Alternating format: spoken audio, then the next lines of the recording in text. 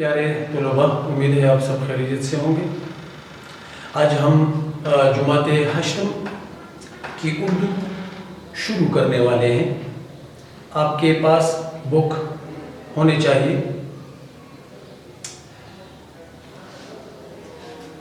سبق کا چونکہ اصل میں مولانا شبلی نعمانی ہماری اردو کی کتاب میں پہلا سبق کے مصنف ہیں، تو اس کی حالت زندگی ہم ڈسکس کریں گے اور اس پہ ایک تنقیدی نوٹ بھی لکھیں گے۔ تو مولانا شبلی نعمانی اتر پردیش یعنی یو پی کے اتر پردیش یو پی جو ہندوستان کا سب سے بڑا صوبہ ہے، پاکستان جتنی اس کی کل آبادی ہے، وہاں پہ ایک ضلع ہے اعظم گڑھ، اور اعظم گڑھ کے ایک چھوٹا سا قصبہ جس کا نام ہے بندول میں پیدا ہوئے۔ یہ 1857 کے سن میں پیدا ہوئے تھے۔ ہمیں زیادہ اندازہ نہیں ہے کہ یہ کون سے دن اور کون سے مہینے میں پیدا ہوئے۔ ابتدائی تعلیم اپنے والد حبیب اللہ سے حاصل کی۔ فقہ جو اسلامی علم قانون کو کہتے ہیں، حدیث یعنی نبی علیہ السلام کے اقوال اور افعال، منطق اور فلسفے یعنی منطق اور فلسفے سے کیا مراد ہے، علوم عقلی اور علوم حکمت۔ اس کی تعلیم کے لیے دور دراز کا سفر طے کیا۔ لاہور، رامپور، سہارنپور اور غازی پور کا سفر انہوں نے کیا۔ کس چیز کے لیے؟ فقہ، حدیث، منطق اور فلسفے کی تعلیم کے لیے۔ وہ کہاں گئے؟ لاہور، رامپور، غازی پور، سہارنپور تک انہوں نے سفر کیے۔ وکالت کا امتحان پاس کرنے کے بعد وکالت شروع کی، لیکن یہ پیشہ ترک کر کے علی گڑھ کالج میں عربی اور فارسی کے پروفیسر مقرر ہوئے۔ وکالت کا امتحان پاس کرنے کے بعد ان کا دل وکالت میں نہ لگا، اور انہوں نے جو علی گڑھ ایک ادارہ تھا جو سر سید احمد خان نے قائم کیا تھا، اور اس دور کی ایک یونیورسٹی کی حیثیت تھی، تو اسی علی گڑھ کالج میں انہوں نے عربی اور فارسی کے پروفیسر وہ مقرر ہوئے۔ آگے جا کے ندوۃ العلماء کے نام سے مدرسہ قائم کیا۔ ندوۃ العلماء نام سے تو ایسا لگ رہا ہے کہ یہاں پہ علماء کی مجالس ہوا کرتی تھی، لیکن ندوۃ العلماء میں اخروی تعلیم کے ساتھ ساتھ دنیاوی تعلیم سمجھائی، پڑھائی اور سکھائی جاتی تھی۔ اور اس کے علاوہ اعظم گڑھ کے مقام پر ایک اعلیٰ درجے کا علمی اور تحقیقی ادارہ دارالمصنفین کے نام سے قائم کیا، جو آج تک یعنی اس دور تک علم و ادب کی خدمت کر رہا ہے۔ یہ تو مولانا شبلی نعمانی کے حوالے سے مختصر سا تعارف ان کا ہوا۔ میں تھوڑا سا پھر دہراؤں گا۔ مولانا شبلی نعمانی، ان کی سن ولادت 1857 اور سن وفات 1914۔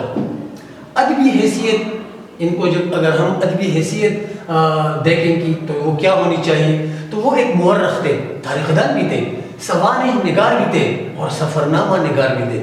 ہاں، بہت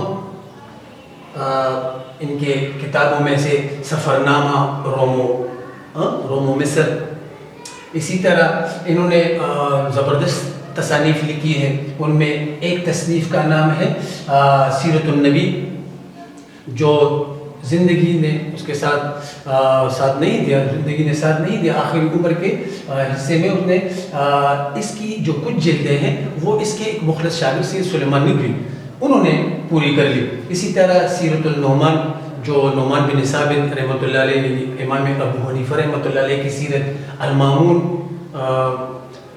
پرانے زمانے کا ایک بادشاہ مامون الرشید، اس کے حوالے سے کتاب ہے۔ الفاروق امیر المومنین حضرت عمر فاروق رضی اللہ تعالیٰ عنہ کے حوالے سے لکھی گئی ہے، سفرنامہ روم و مصر وغیرہ۔ تو یہ تو ان کی چیدہ تصانیف کے نام ہیں۔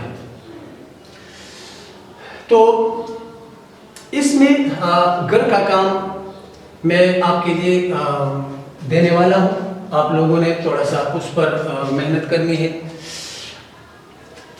ایک تو آپ نے مولانا شبلی نعمانی پر تنقیدی نوٹ لکھنا ہے خوبصورت طریقے سے. یعنی یہ میں آپ کو آپ کی ایک نوٹ بک کا نمونہ دکھا رہا ہوں. اسی ترتیب سے آپ نے لکھنا ہے. دوسرا جو سوال ہے یا جو دوسرا ہوم ورک ہے وہ ہے سن ولادت اور سن وفات یاد کرنا ہے. لکھنا بھی ہے اور یاد بھی کرنا ہے. اسی طرح تیسرا ہوم ورک جو ہے وہ مولانا شبلی نعمانی کی تصانیف یاد کر کے لکھیے. یعنی آپ نے لکھنا بھی ہے اور اس کو یاد بھی کرنا ہے.